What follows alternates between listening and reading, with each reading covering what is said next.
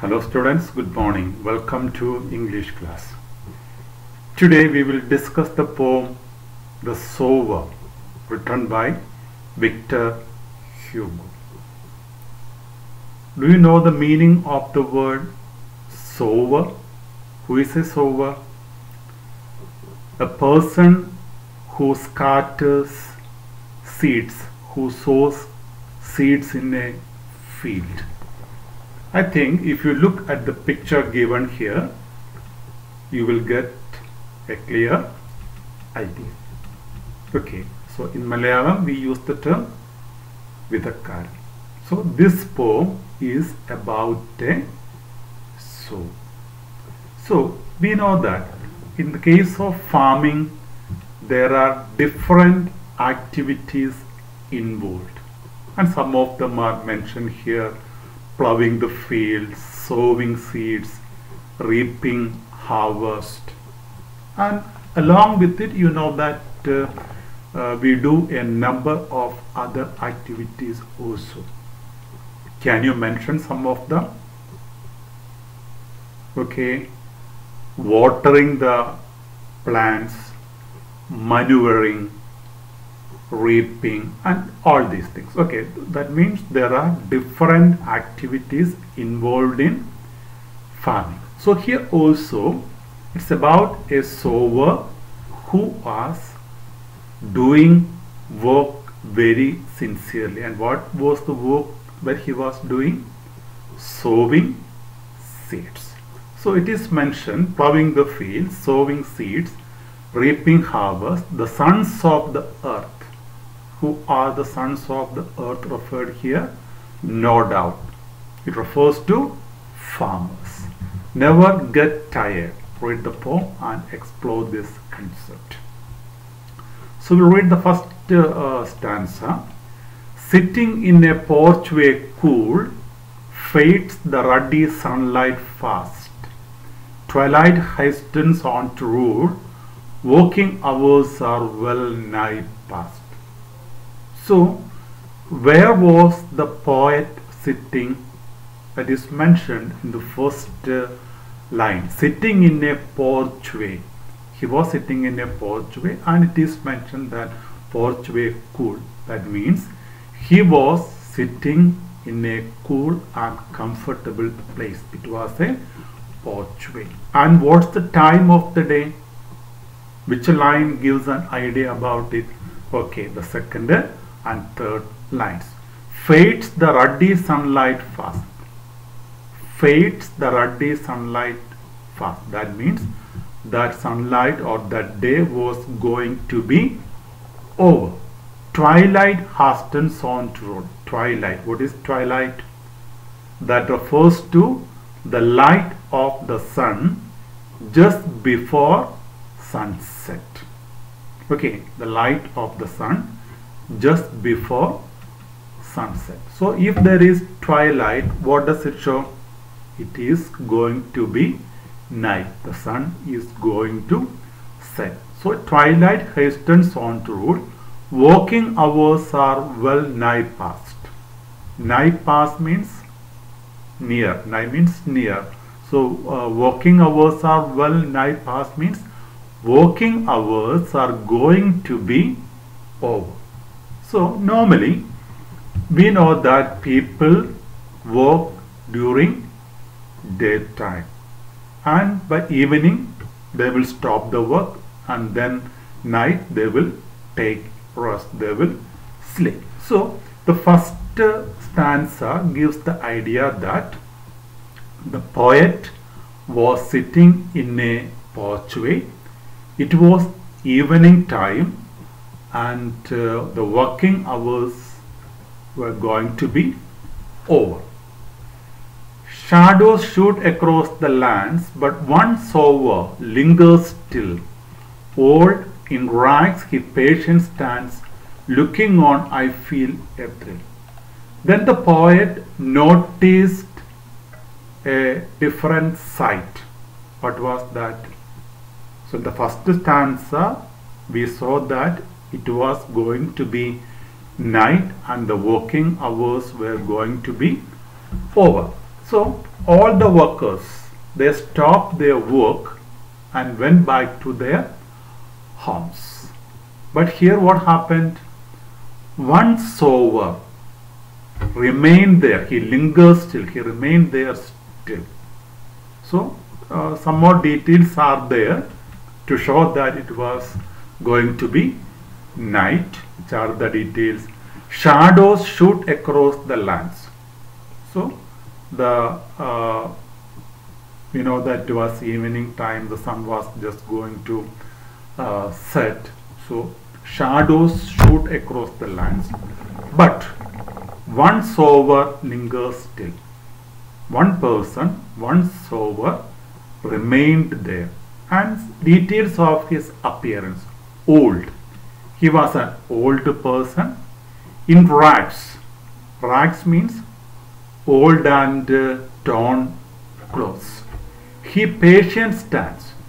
He stands there patiently. He was not in a hurry. He was standing there patiently. Looking on, I feel a thrill. While the poet saw one old sower remaining there, the poet felt an interest, because we know that all the other people, all the other workers had gone back to their homes. Black and high his silhouette dominates the furrows deep. Now to sow the task is set, soon shall come a time to reap. So black and high his silhouette. That silhouette refers to the shadow of the person. That is to show that as there wasn't enough light, while we look from a distance, only the appearance, the outward appearance of the person, only the shadow of the person is seen clearly. So black and high, and that was because of the time there wasn't enough light. So he looked like a black person. Black and high his silhouette dominates the furrows deep. So the furrows here refers to, we know that in the case of a land, after plowing there will be channels formed in the dust. So that are furrows. So dominates the furrows deep. Now to sow the task is set. And what is the task he had to start, he had to do now? Sowing the seeds. And we know that if we sow the seeds, after some time we can reap.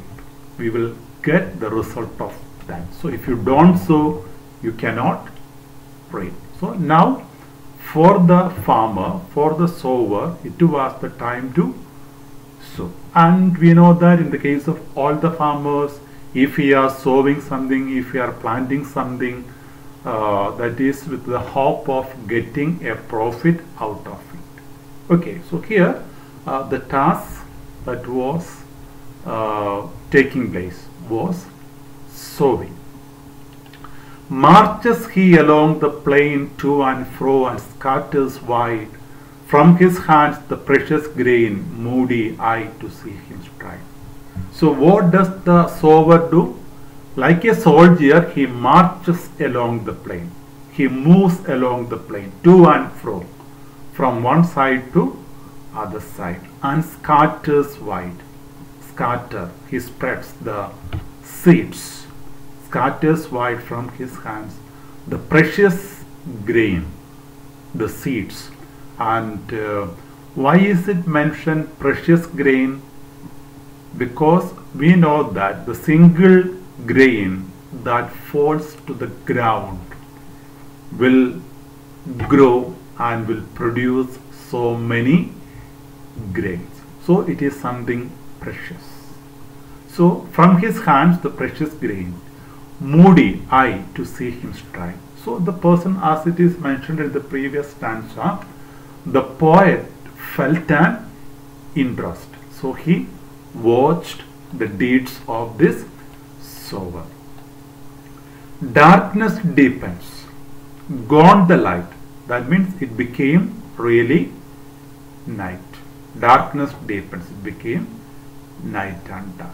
Gone the light is gone, it became night. Now his gestures to my eyes are august and strange. His height seems to touch the starry skies. So this is the opinion of the poet. What's his opinion? The gestures of the sower, the signs of the sower. What's the sign? We can imagine while he is sowing the seeds, the movement of his hands, etc. Whatever activities he is doing there, all his actions to mine eyes are august. That is something very great and strange. His height seems to touch the starry skies, and the poet feels that he is touching the sky. What does it mean? That is to show that the poet felt that this person was really great. Why did he feel so? Even though it was becoming night, or even though it was night, even though all the other workers had gone back, this person was really dedicated to work. He was very sincere to his work. So that attitude, because of that attitude, the poet feels that he was really great. So in the previous story that we discussed, that is the light on the hills, we saw that if you do your work with dedication and honesty, people will appreciate you. So in the case of this farmer also, he was doing his work with dedication and honesty. He was so dedicated. That's why he was remaining there even though it was becoming night. He wanted to finish the work at any cost. That shows his sincerity to the work. So while the poet understood this attitude of the sower, he feels that he was such a great personality. That's why it is mentioned he was touching the starry skies. So the greatness of the sower is referred there. So this is the poem, the sower. Okay, so I think it's a simple poem. Okay, I think you got the ideas. So now what you have to do is read the poem many times. And we know that in the case of all the poems, we will discuss the poetic devices. One of the main things is the rhyme scheme. Can you find out the rhyme scheme of the first stanza? I think we have already discussed how to find out the rhyme scheme. What should you do for that? You should look at the last word of each line in a stanza. So we know that in the case of this poem, four lines are there in a stanza. So if you have to find out the rhyme scheme, what should you do? Look at the last words, and you should mark it with English small letters. So for example, so here in the case of this first stanza, first line, the last word is cool. So as it is the first sound, we will mark it with A, small letter A. And we come to the second word. What is that? Fast. Is it similar to cool? No, it's a different sound. So you should mark it with the B. Then you come to rule, and then we see that rule and cool rhyming together. So as it is similar to cool, this also should be marked A. Past, past and fast rhyming, so it should be B. So what's the rhyme scheme of the first stanza? A, B, A, B. The rhyme scheme. And which are the rhyming words? cool and rule, fast and past rhyming words. Likewise, you can find out the rhyme scheme of the other stanzas also. So what you have to do is look at the last word, and the first sound should be marked with A, and you should come to the next sound. If it is a new sound, mark it with the next letter, otherwise mark it with the same letter. Likewise, so here A, B is the rhyme scheme, rhyming words cool, rule, and then fast and fast. Then another poetic device we have learned is alliteration. Do you remember what is alliteration? Repetition of the same consonant sound, initial consonant sound. That means in a line, a number of words beginning with the same consonant sound. Can you find out any example here? Okay, second line. Fades the ruddy sunlight fast. Fades. F. First sound is F. Fast. First sound is F. Okay, so initial sound, first sound, beginning sound should be same consonant sound. So it should be, what do we call that poetic device? Alliteration. So you should learn the term. Okay. Then if you look, you can see other examples are there. So shadows shoot. Shadow. What's the first sound? Sh. Shoot. Sh. So same sound. So alliteration. So likewise, if you look, you can see many examples. Then